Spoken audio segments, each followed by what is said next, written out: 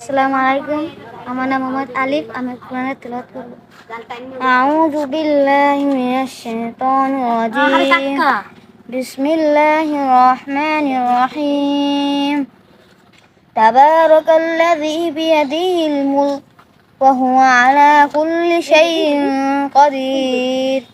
الذي خلق الموت والحياة ليبلوكم أيكم أحسن عملا وهو العزيز الغفور وهو الذي خلق السماوات طباقا।